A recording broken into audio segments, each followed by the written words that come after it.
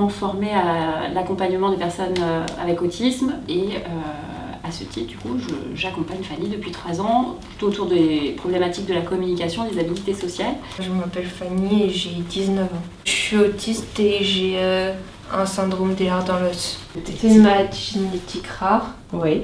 Qui, en fait, c'est les tissus conjonctifs, il y a un souci. J'ai du mal à comprendre les notions implicites et je prends tout au premier degré. C'est compliqué de gérer le stress. Quand c'est trop, j'arrive pas à contrôler et ça explose et je pars en crise. Et donc au niveau des soins, qu'est-ce qui est compliqué pour toi quand tu vas dans un hôpital par exemple? Qu'est-ce que tu appréhendes? Quand c'est nouveau ou quand on n'explique pas ou que je sais pas ou que je connais pas. Donc on a déjà un petit peu travaillé toutes les deux autour des fiches santé BD. Est-ce que ces fiches t'ont aidé toi à mieux appréhender justement les séjours à l'hôpital ou les soins de manière générale? Pour que je sache à quoi m'attendre. On avait notamment regardé un petit peu la fiche douleur. Comment toi tu arrives à gérer ta douleur, à exprimer ta douleur? J'ai beaucoup de mal à exprimer verbalement. Je suis hyposensible à la douleur. Du coup, c'est compliqué. Des fois, parce que si je me fais mal, je ne sens pas forcément que je me suis fait mal. Et du coup, souvent, j'utilise la fiche pour montrer à mes parents déjà quand j'ai mal. Et après, soit avec les médecins, pour montrer à peu près mon niveau de douleur.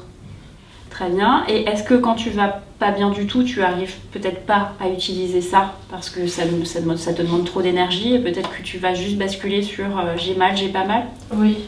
Est-ce qu'il y a des choses que tu trouves particulièrement bien faites ou pas bien faites justement et que... Il y a beaucoup d'images et j'ai plus de facilité avec le visuel que la lecture quand ça va pas. J'aime bien parce que c'est toujours les titres pareils, les sous-titres pareils, ça reprend toujours les mêmes codes.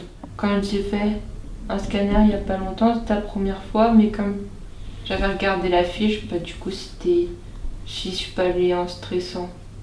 Et tu penses que du coup les fiches santé BD ça peut être utile aussi aux personnes qui arrivent à l'hôpital et qui savent pas, si on leur montre la fiche, on leur dit regarde, c'est ça qui va se passer? Oui. Moi, je sais que je vais toujours au même hôpital, ils me prennent tout de suite, avec les mêmes médecins, etc. Et ils savent très bien comment je fonctionne, que du coup, ils m'expliquent tout avant. Et justement, quand j'ai utilisé la tablette avec Santé BD, du coup, ils étaient intéressés, ils ont pris en photo. Parce que pour d'autres, même juste des enfants, même sans handicap, c'est beaucoup plus rassurant quand on explique.